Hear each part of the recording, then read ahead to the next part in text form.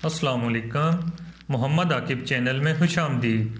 آج کی ہماری ویڈیو حج کے متعلق ہے اور اس میں آپ کو بتاؤں گا کہ حج اور عمرہ کس طریقے سے کیا جاتا ہے۔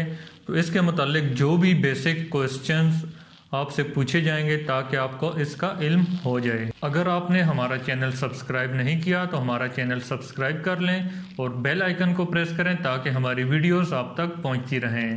حج اسلام کا 5واں بنیادی رکن ہے اور اس میں جانی اور مالی عبادت دونوں ہوتی ہیں۔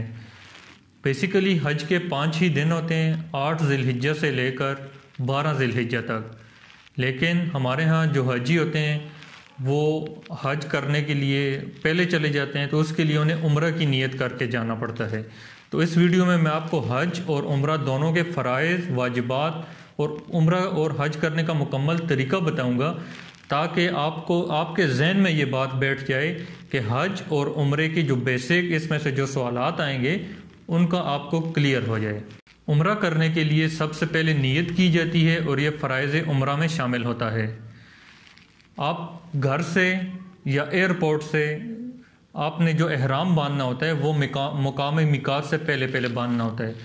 عمرہ کرنے کے لیے نیت کی جاتی ہے اور یہ فرائض عمرہ میں شامل ہے۔ ایئرپورٹ سے یا گھر سے آپ عمرہ کی نیت کریں، مرد اونچی آواز میں اور خواتین دھیمی آواز میں تلبیہ پکاریں۔ تلبیہ پکارتے ہی آپ پر احرام کی جتنی بھی پابندیاں ہیں وہ آپ پر عائد ہو جاتی ہیں، جن میں خوشبو کا استعمال نہ کرنا، شکار نہ کرنا اور نہ شکار کرنے میں معاونت کرنا، ناخن نہ کاٹنا وغیرہ، اس طرح کی بہت ساری پابندیاں آپ پر عائد ہو جاتی ہیں۔ سعودیہ پہنچ کر جب آپ بیت اللہ پہنچتے ہیں تو سب سے پہلے جب بیت اللہ پر نظر پڑتی ہے تو اس وقت جو بھی دعائیں کی جائیں وہ قبول ہو جاتی ہیں۔ اور اس کے علاوہ طواف بیت اللہ حجر اسود کے سامنے سے شروع کیا جاتا ہے اور یہ فرائض عمرہ میں شامل ہے۔ اس کے بعد جب طواف شروع کیا جاتا ہے تو حجر اسود کو بوسہ دے کر طواف شروع کیا جاتا ہے۔ طواف کرنے سے پہلے حجر اسود کو بوسہ دے کر، یا اگر یہ ممکن نہ ہو تو دونوں ہاتھ اٹھا کر بوسہ دیا جاتا ہے۔ اس طریقے سے ہاتھوں کو بوسہ دے دیا جاتا ہے۔ یہ بھی اس طرح ہو جاتا ہے کہ جس طرح آپ نے حجر اسود کو بوسہ دے دیا ہے۔ اس کے بعد طواف کے 7 چکر لگائے جاتے ہیں اور ہر چکر میں اس کے مسنون دعائیں ہیں وہ آپ ساتھ میں پڑھ لی جاتی ہیں۔ طواف کے 7 چکر مکمل ہونے کے بعد 2 رکعت واجب الطواف مقام ابراہیم پر یا اس کی سیدھ میں پڑھنے پڑتے ہیں۔ اگر رش ہو تو کہیں بھی پڑھ سکتے ہیں۔ اس کے بعد صفا کی سعی کرنی پڑتی ہے، لیکن سعی جانے سے پہلے، صفا و مروہ کی سعی کرنے سے پہلے حجر اسود کا بوسہ دینا سنت ہے۔ صفا سے سعی شروع کی جاتی ہے اور مروہ کی طرف جانا پڑتا ہے اور یہ واجب عمرہ میں شامل ہے۔ صفا سے سعی شروع کی جاتی ہے اور مروہ کی طرف جانا پڑتا ہے اور مروہ تک پہنچ کر 1 چکر پورا ہو جاتا ہے اور مروہ سے واپس پھر صفا تک آنا پڑتا ہے اور صفا تک پہنچ کر دوسرا چکر مکمل ہو جاتا ہے۔ اس طرح 7 چکر لگانے ہوتے ہیں اور 7واں چکر جو ہے وہ مروہ تک پہنچ کر مکمل ہو جاتا ہے۔ 7واں چکر مکمل کرنے کے بعد خانہ کعبہ کی طرف ہاتھ اٹھا کر دعا کرنے پڑتے ہیں۔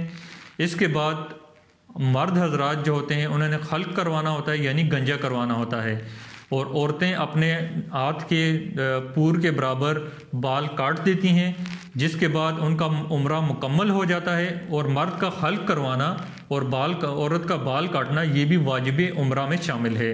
تو اس طریقے سے عمرہ کے 2 فرائض یعنی نیت کرنا اور طواف بیت اللہ کرنا، 7 چکر لگانا، یہ فرائض میں شامل ہے، اور واجب میں حلق کروانا اور صفا و مروہ کی سعی کرنا یہ واجب عمرہ میں شامل ہیں۔ اس کے بعد آپ جتنے دن مکہ مکرمہ میں ہوں گے آپ ان میں زیارت کر سکتے ہیں کسی مقامات کی، یا ان میں آپ روضہ رسول پر حاضری دے سکتے ہیں۔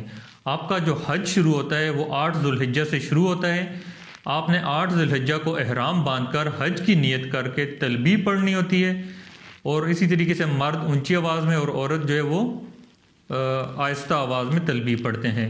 تلبیہ نیت باندھ کر آپ نے منا کی طرف پہنچنا ہوتا ہے، یہاں سے آپ کا حج شروع ہوتا ہے، اور پہلا فرض حج کا جو ہے وہ نیت کرنا ہے۔ اس کے بعد آپ نے ظہر، عصر، مغرب، عشاء اور فجر 5 نمازیں منا میں پڑھنی پڑتی ہیں اور یہ سنت ہیں۔ اگلے دن 9 ذی الحجہ کو یعنی 5 نمازیں آپ پڑھیں گے تو اگلا دن ہو جائے گا 9 ذی الحج کا ہوگا۔ 9 ذی الحج جو ہے یہ حج کا موسٹ امپورٹنٹ ڈے ہوتا ہے اور اسے رکن اعظم یا وقوف عرفہ بھی کہا جاتا ہے۔ طلوع آفتاب کے بعد اور غروب آفتاب سے پہلے پہلے عرفات پہنچنا لازمی ہے، اور جس شخص کا یہ رکن رہ جائے اس کا حج فوت ہو جاتا ہے۔ غروب آفتاب سے پہلے پہنچنے والے کا وقوف ہو جاتا ہے۔ یہاں ظہر اور عصر کی نمازیں ایک جماعت کے ساتھ ادا کی جاتی ہیں، اور یہ حج کا دوسرا فرض ہے اور اس کے بغیر حج مکمل نہیں ہوتا۔ 9 ذی الحجہ کو مغرب کے بعد مزدلفہ جانا ہوتا ہے جو کہ واجب ہے۔ یہاں مغرب اور عشاء ایک ساتھ ادا ہوتی ہیں۔ اس کے بعد شیطان کو کنکر مارے جاتے ہیں جسے رمی کہا جاتا ہے، اور یہ بھی حج کا دوسرا واجب ہے۔ رات آپ نے مزدلفہ میں گزارنی ہے اور صبح یعنی 10 ذی الحج کو طلوع آفتاب کے بعد دوبارہ مینا جانا ہوتا ہے، اور یہاں بھی بڑے شیطان کو کنکریاں ماری جاتی ہیں۔ اس کے بعد قربانی کرنی ہے جو کہ واجب ہے۔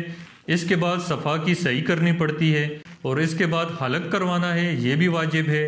اور اس کے بعد آپ مسنون غسل کے ساتھ حالت احرام سے باہر آ سکتے ہیں، اور اس کے بعد آپ سادہ کپڑے پہن سکتے ہیں، اور اس کے بعد آپ کے ذمہ آخری فرض طواف زیارت رہ جاتا ہے، جس کے لیے آپ کو حرم کی طرف جانا پڑتا ہے۔ آپ کے جو فرائض حج ہیں وہ تو مکمل ہو جاتے ہیں، لیکن آپ نے قیام ابھی مینا میں ہی رکھنا پڑتا ہے۔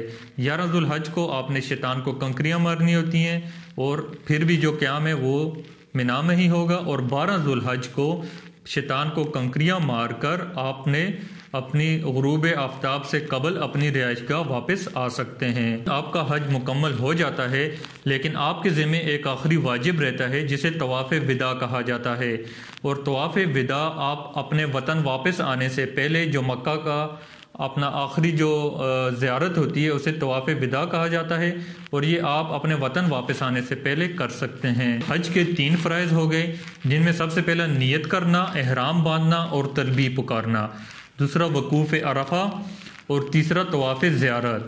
یہ تو فرائض ہیں جن کے بغیر حج مکمل ہو ہی نہیں سکتا، لیکن جو واجبات ہیں اگر واجب رہ جائے تو آپ کو اس کے بدلے دم دینا یا صدقہ دینا ہوتا ہے، اور جو حج کے واجبات ہیں ان میں وقوف مزدلفہ، رمی یعنی شیطان کو کنکر مارنا، قربانی، سعی، طواف وداع اور حلق کروانا، یہ واجبات حج میں شامل ہیں۔ تو اگر ہم اس سب کا سم اپ کریں تو 8 ذی الحج سے حج شروع ہوتا ہے۔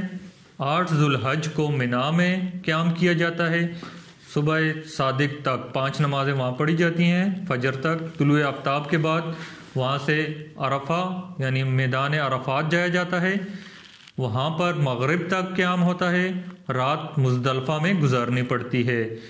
اگلا دن جو ہے وہ دوبارہ مینا میں قیام کیا جاتا ہے، اور اس کے ساتھ اس دن 10 ذی الحج والے دن بہت سارے کام ہوتے ہیں، جن میں رمی، قربانی، حلق کروانا، اور اس کے بعد جب یہ سب کام ہو جاتے ہیں تو طواف زیارت جو فرائض حج میں ہے یہ کیا جاتا ہے۔ یہ اگرچہ فرائض حج مکمل ہو جاتے ہیں، لیکن آپ کو جو 2 دن یعنی 11ویں اور 12ویں کا جو دن ہوتا ہے وہ قیام مینا میں ہی کرنا پڑتا ہے۔ اس ویڈیو میں تو ہم نے آپ کو حج اور عمرہ کرنے کا جو طریقہ ہے اور اس کے واجبات اور فرائض بتائے ہیں۔ نیکسٹ ویڈیو میں ہم مزید امپورٹنٹ کوسچنز ریلیٹڈ ٹو حج آپ کے سامنے لے کر آئیں گے۔ ہمارے ساتھ جڑے رہیے۔